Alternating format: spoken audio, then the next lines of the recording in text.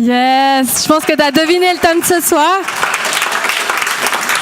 Dieu, il est tellement cool parce que toujours quand tu dois parler de quelque chose, il te fait le vivre avant pour que tu puisses savoir de quoi tu parles. Mais du coup, on va parler de la joie. Moi, je me réjouis de parler de la joie. Ça va être cool. Et je sais pas si tu sais, mais la joie a été mentionnée environ 158 fois dans la Bible. Mais juste la joie, hein, pas se réjouir, pas toutes ces choses-là, juste la joie. Donc imagine, c'est comme si tous les 2 jours, il y a quelqu'un qui venait vers toi et qui te dit « faut être joyeux, faut être joyeux, faut être joyeux ». Je pense que tu l'as compris au bout d'un mois ou même déjà une semaine, mais je pense que ça peut saouler assez vite. Mais moi, ce que ça montre, c'est que c'est quelque chose qui est important aux yeux de Dieu, sinon il ne l'aurait pas mentionné autant de fois. Et il y a aussi Paul qui nous dit « Réjouissez-vous en tout temps, réjouissez-vous ». Et moi, j'ai envie que ce soir, on puisse aller creuser et qu'on puisse aller voir de quelle joie Paul y parle là. Qu'est-ce qu'il fait qui peut nous dire « Réjouissez-vous en tout temps ». Et du coup, moi, je sais pas toi, hein, mais moi, un certain temps en tout cas, je m'étais dit que le jour où j'aurai ça, donc tu vas voir une image, peut-être, mais je pense que ça va jouer. Le jour où j'aurai mon propre dressing, où je peux marcher dedans, je peux bien ordrer mes habits, ordrer mes chaussures, mes sacs à main. Alors j'en ai pas autant pour remplir ce dressing, mais je me suis dit ce jour, mais ça va être le jour le plus heureux de ma vie.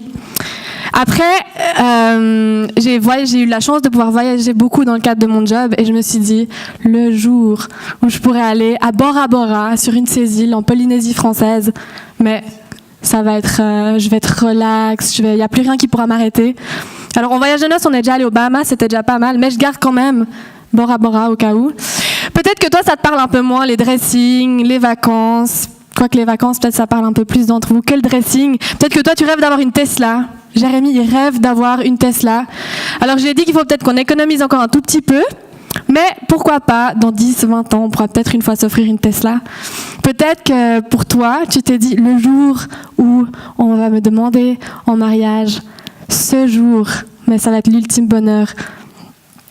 Et tu sais quoi, il n'y a rien de faux avec ces choses-là. On peut trouver notre bonheur, ou pas notre bonheur ultime, mais on peut trouver de la joie dans des choses. On peut trouver de la joie dans faire des vacances, dans s'acheter une nouvelle voiture, dans ces choses-là, même dans un mariage. Mais j'ai envie qu'on puisse... J'ai fait une blague que je savais pas, mais c'est pas grave. Ah non, surtout dans le mariage, pardon. Je comprends mon erreur. Non, c'est trop bien le mariage, je vous l'assure. Mais j'ai envie qu'on puisse ce soir distinguer de 2 types de joie différentes. Il y a la joie, comme je viens de vous la montrer sur ces photos, qui est une joie qui vient de choses externes, qui vient d'événements ou qui vient d'objets ou de choses qu'on peut s'acquérir nous-mêmes. Et il n'y a rien de faux avec ça, mais la seule chose, c'est que ces choses-là, ou cette joie-là, elle ne va pas durer. C'est une joie qui est temporaire et une fois que l'événement il est passé ou même dans un mariage, il y a des fois des moments plus difficiles, il y a des moments, même dans le cadre peut-être du job, peut-être ton rêve c'est d'avoir une promotion ou de pouvoir grimper les échelons. Il y a des fois des périodes où ça vient pas, où ça prend du temps. Et Dieu, ce qui est cool, c'est qu'il avait prévu ça. Donc si jamais tu vois pas les versets sur l'écran aujourd'hui, de toute façon, tu as ton iPhone, probablement, ou tu regardes chez ton voisin, tu peux les regarder. On a une équipe multi qui est au taquet, mais on n'a juste pas les versets, donc c'est pas grave. Non, juste pour te dire, moi j'aimerais qu'on puisse les honorer, donc tu peux regarder derrière toi. Ils se cachent bien derrière l'ordinateur, mais on peut les applaudir, ils ont fait un job de malade. Ils ont tout improvisé à la dernière minute, donc c'est déjà un miracle. On a eu la vidéo du début et les 4 photos. Donc merci beaucoup et tous les textes des chants, c'est hyper cool. Mais justement, dans Ecclésiaste, Dieu, il savait qu'on ne pourrait pas être joyeux tout le temps, que ce ne serait pas possible. Et du coup, il a dit et il a spécifié, il y aura un temps pour pleurer, un temps pour rire, un temps pour se lamenter et un temps pour danser. Dieu, il savait qu'on ne pourrait pas être joyeux tout le temps. Et ce n'est pas non plus ce qu'il attend de nous. Par contre, Dieu, il a prévu une autre joie, un autre type de joie. Et c'est cette joie qui vient des moments intimes qu'on passe avec lui. Et ce qui est différent avec cette joie-là, c'est qu'elle ne va pas dépendre des circonstances. Et elle va nous permettre dans des moments où c'est difficile et où c'est lourd, de pouvoir garder le sourire, de pouvoir garder ses yeux qui pétillent, de pouvoir avoir la paix.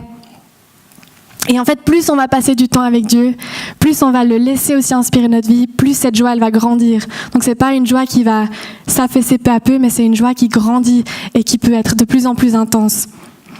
Et j'ai envie qu'on puisse lire ensemble dans 1 Thessaloniciens 1-6, comment est-ce qu'on peut avoir cette joie. Parce que c'est une joie qu'on ne peut pas créer par nos propres forces, on ne peut pas la produire comme ça par nous-mêmes.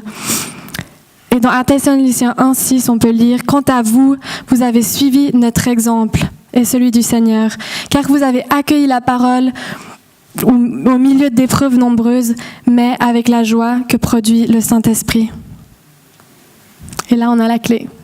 Ça paraît tout simple, hein, mais c'est que la joie qui vient d'une relation intime avec Dieu, elle vient du Saint-Esprit.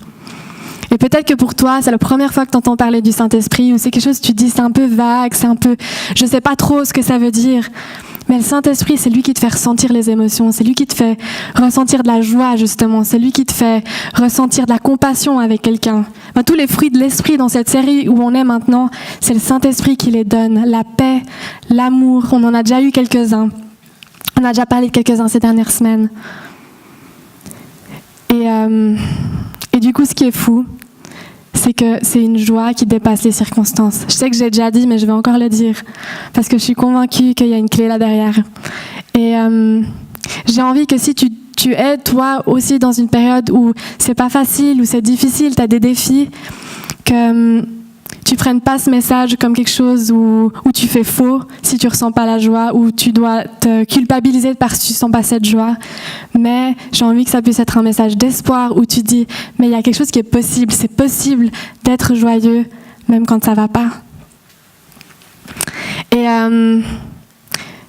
Et pour illustrer tout ça, en fait, j'aimerais qu'on puisse creuser une histoire de la Bible ensemble, parce que je trouve qu'il n'y a rien de mieux que les histoires de la Bible que Dieu il nous met à dispo juste comme ça pour qu'on puisse être inspiré. Et c'est une histoire qui est écrite dans les Actes. Et c'est dans cette première période où Jésus il est parti et il laisse les apôtres, ses disciples, il les laisse derrière et il leur demande d'aller parler de ce qu'ils ont vécu avec lui, d'aller amener la bonne nouvelle.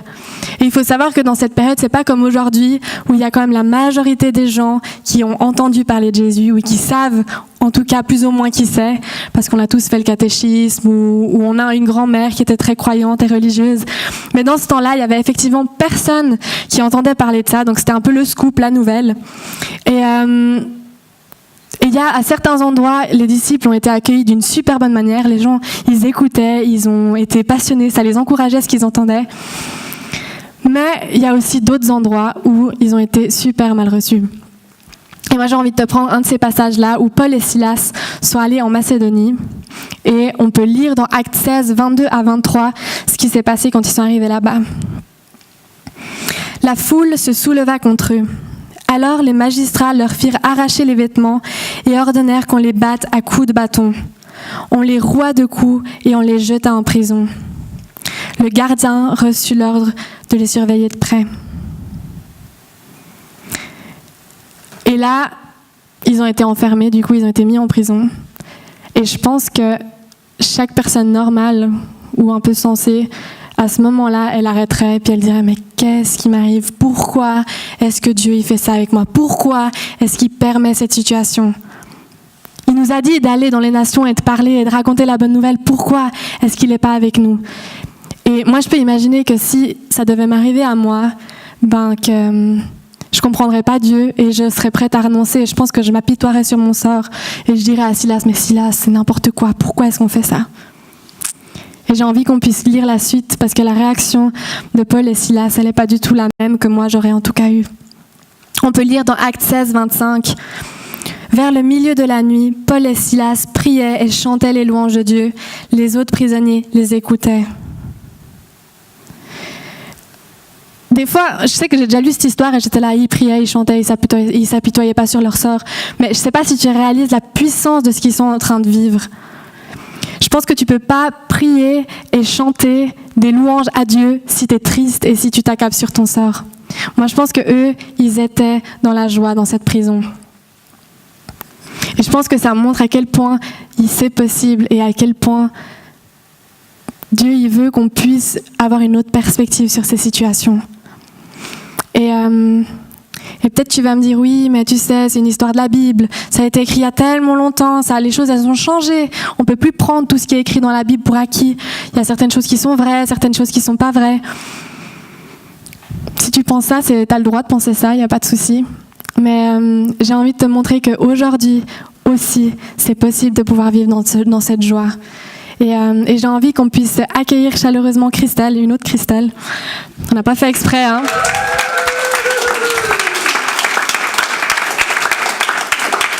Merci.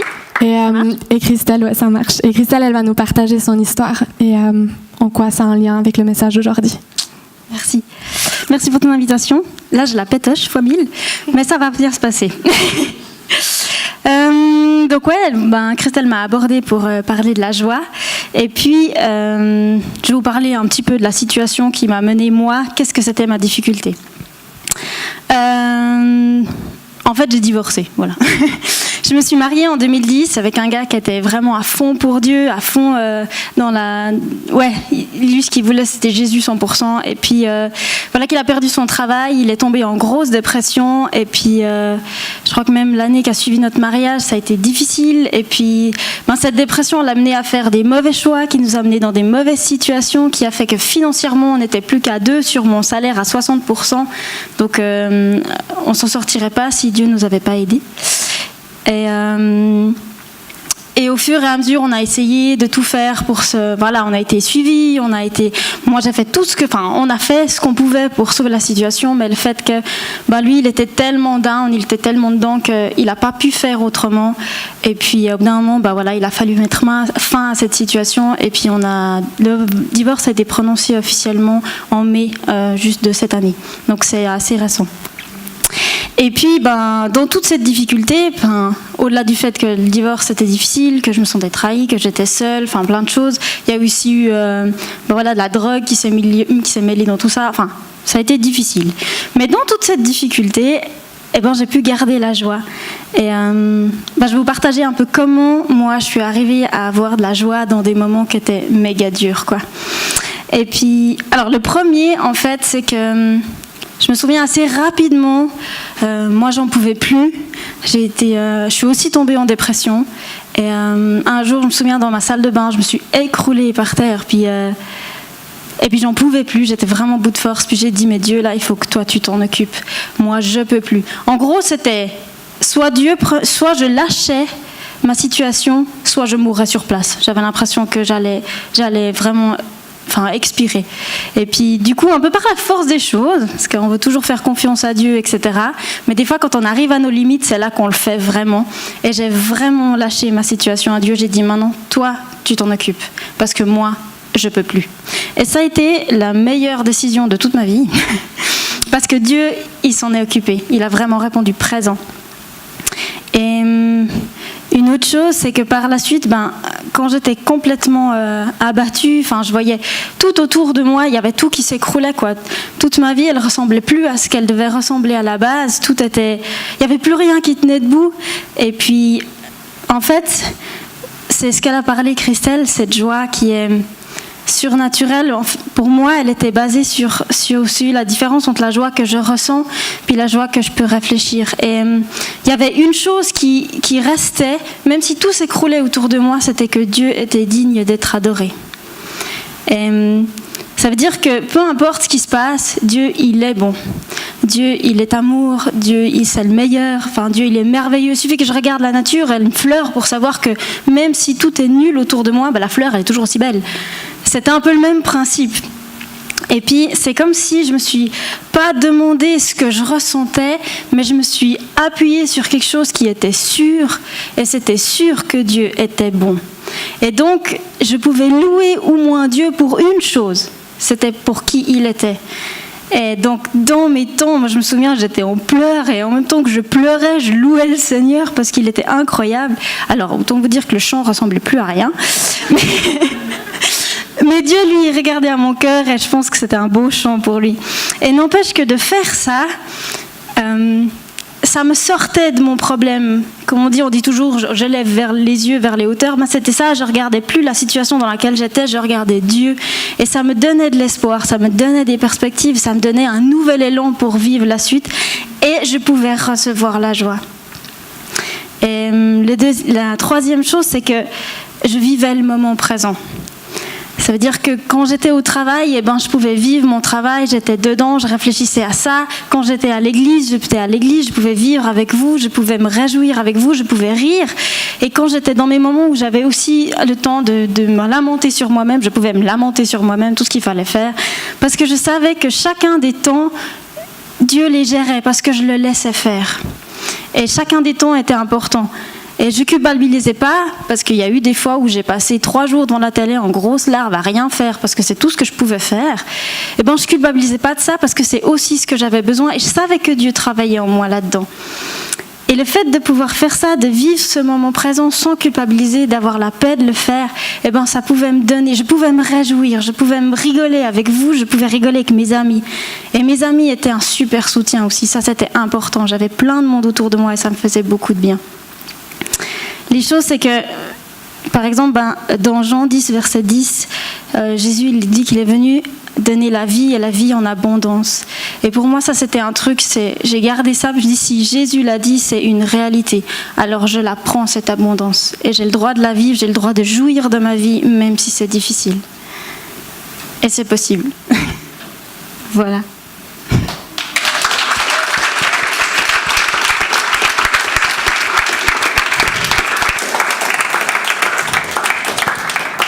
Merci beaucoup Christelle. C'est vrai que moi ça me touche beaucoup de voir, et ceux qui connaissent Christelle et qui l'ont vécu ces 2 dernières, 3 dernières, 4 dernières années, ils savent de ce qu'elle parle, que c'est vraiment du vécu et que c'est possible, que c'est pas juste la théorie. Mais tu sais ce que je trouve encourageant, c'est la suite. C'est que ça s'arrête pas là. Ça s'arrête pas à Christelle qui a réussi à surmonter un moment difficile, une période difficile avec la joie. Ça s'arrête pas aux disciples qui sont dans la prison et qui arrivent à louer, à prier Dieu. Dans la suite de l'histoire de Actes, ce qui est tellement fort, c'est ce qui vient par après du coup. C'est ce que je vais te lire. On peut lire dans Actes 16, 26. Tout à coup, un violent tremblement de terre secoua la prison jusque dans ses fondations. Toutes les portes s'ouvrirent à l'instant même et les chaînes de tous les prisonniers se détachèrent. Dieu, il est en train de faire un miracle. Le gardien de prison, il est tellement paniqué parce que ça le fait réveiller. Il se réveille et il voit toutes ces chaînes détachées et il se dit « Mais les prisonniers, ils sont tous loin, qu'est-ce que je vais faire ?» Et il est tellement désespéré qu'il a envie de se prendre la vie parce qu'il se dit « Mais mon job, j'ai failli à mon job si tous ces prisonniers, ils sont loin. » Il se retourne et là, il voit qu'ils sont tous là. Et je pense que le gars, ça lui pète la cervelle. Il comprend pas pourquoi ils sont encore là. Et on peut voir sa réaction dans Actes 16, 30. Il les fit sortir et leur demanda « Messieurs, que dois-je faire pour être sauvé ?» « Crois au Seigneur Jésus, lui répondirent-ils, et tu seras sauvé, toi et les tiens. » Et ils lui annoncèrent la parole de Dieu à lui et à tous ceux qui vivaient dans sa maison. Il y a un impact, il y a quelque chose qui se passe quand on vit des périodes difficiles et qu'on se laisse remplir par Dieu, qu'on décide. Christelle, elle a décidé de ne pas se laisser prendre par la tristesse, de ne pas laisser cette situation qu'elle vivait dans son couple avoir un impact sur tout le reste. C'était probablement pas une décision facile qui est probablement pas venue du jour au lendemain, mais elle s'est mise en route. Et ça a commencé par dire « Dieu, je suis là, j'ai besoin de toi.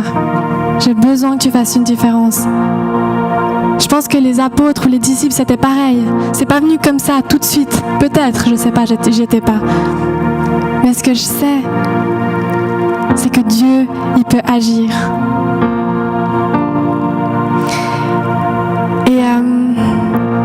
Et moi, j'ai envie de te laisser un moment maintenant où tu peux réfléchir où toi t'en es. Je connais pas ta situation personnelle. Je sais pas si toi tu vis dans une période de joie où il y a de toute façon tout qui va et tu pourrais que louer Dieu et tu pourrais que lui dire merci pour toutes les belles choses qu'il fait. Ça c'est cool aussi et c'est important de lui dire merci dans ces périodes-là aussi. Ou si toi t'es dans une autre situation et tu te dis mais j'en peux plus. j'ai plus envie de sourire, j'arrive plus et c'est même pas possible et tu vois même pas que c'est possible. Mais j'ai envie de te dire ce soir, tu peux prendre la décision et tu peux décider de faire un premier pas. Juste un premier pas, c'est juste de demander de l'aide à Dieu. Et tu peux réfléchir, on va lancer le prochain chant. Et j'ai envie que tu puisses fermer les yeux pendant ce chant et que tu puisses laisser Dieu te parler. Peut-être qu'il est déjà en train de te parler, peut-être qu'il t'a parlé par rapport à autre chose, peu importe, mais que tu puisses le laisser te parler. Et que tu puisses lui demander, mais est-ce que j'ai déjà vécu cette joie profonde? Ou est-ce que j'ai basé ma joie sur les choses matérielles et les événements seulement? Ou tu peux aussi lui demander, mais comment est-ce que je dois gérer cette situation qui me dépasse et qui me rend tellement triste? Tu peux aussi tout simplement lui demander de te donner la joie parce qu'il a envie de te la donner. Il nous dit dans Chant 16, 24, « Jusqu'à présent, vous n'avez rien demandé en mon nom. Demandez et vous recevez pour que votre joie soit complète. » Dieu, il nous aime tellement, il t'aime tellement qu'il a envie de tout donner pour toi. Il a envie que tu puisses vivre cette joie vraie et profonde. Et je te laisse avec la benne maintenant. Et laisse vraiment juste Dieu te parler.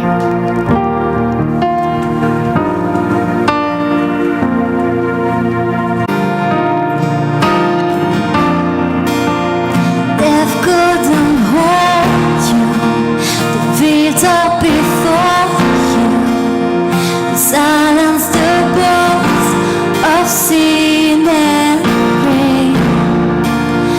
Heavens are roaring the praise of your glory. For you are raised to life again. You have no rival, you have no equal.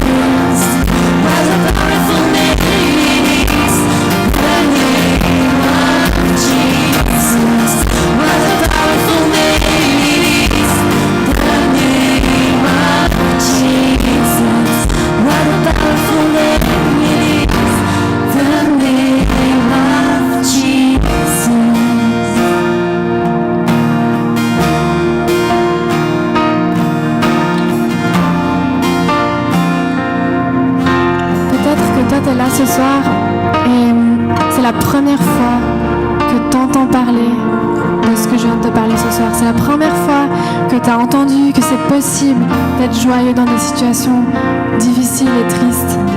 C'est la première fois que tu as entendu qu'il y a quelqu'un qui t'aime tellement qu'il a envie que tu puisses le vivre.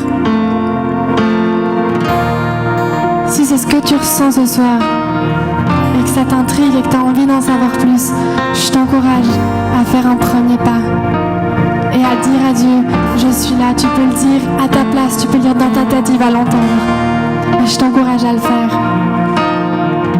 Et si tu es là ce soir et que tu te dis, mais j'ai tellement envie de pouvoir ressentir cette joie profonde, mais je sais pas comment c'est possible. Ton premier pas, c'est juste de dire, Dieu, je suis là, surprends-moi. Et j'ai envie de t'inviter à faire un pas concret ce soir. Si tu as envie d'aller un pas plus loin avec Dieu, si tu as envie de le voir agir dans ta situation, et après on va prier ensemble. Et ce pas concret, c'est que tu peux lever ta main. Tu peux lever ta ta main maintenant si tu as envie de voir Dieu agir dans ta vie, si tu as une situation qui t'a parlé, si tu as quelque chose qui t'a mis à cœur, même si c'est pas en lien avec le message, si tu as envie de faire un signe à Dieu, je suis là, j'ai entendu et je prends ça au sérieux. Tu peux lever ta main maintenant. Et moi j'ai envie de prier pour toi. Jésus, j'ai envie de te remettre chaque personne qui est là ce soir. J'ai envie de te remettre ce thème de la joie. Tu vois que c'est un thème qui est parfois difficile à cerner, qui peut paraître superficiel, qui peut paraître trop facile. Et Jésus, j'aimerais te remettre les personnes qui sont là ce soir et qui vivent des périodes qui sont difficiles, qui sont dans ces orages, dans ces tempêtes et dans ces zones de désert.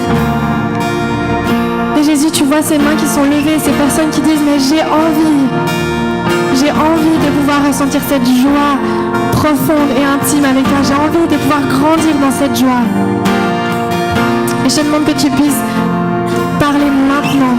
Et Saint-Esprit, descends sur ces personnes qui ont besoin de te ressentir. Parle-leur et fais-leur ressentir cette joie. Et Jésus, je te remercie chaque personne qui est là et qui décide pour la première fois de dire « Mais j'ai envie d'en savoir plus. J'ai envie d'apprendre à connaître ce Dieu dont on parle ce soir. J'ai envie de savoir de quoi il s'agit. » Révèle-toi et révèle-toi. Et Jésus, en ton nom puissant, je bénis chaque personne qui est là. Et merci pour les personnes qui vivent déjà dans la joie, qui connaissent déjà ça, qui expérimentent déjà ça, Jésus. C'est tellement un cadeau de ta part, on est tellement reconnaissants. Et je bénis chaque personne en ton nom puissant, Jésus. Amen. Tu peux encore aller sur ta droite, il y a l'équipe, sur ta gauche, il y a l'équipe de prière qui est là pour prier pour toi si tu as quelque chose qui te tient à cœur. Tu peux aller prendre ta communion sur ta gauche et passe vraiment un temps génial avec Dieu. À très bientôt.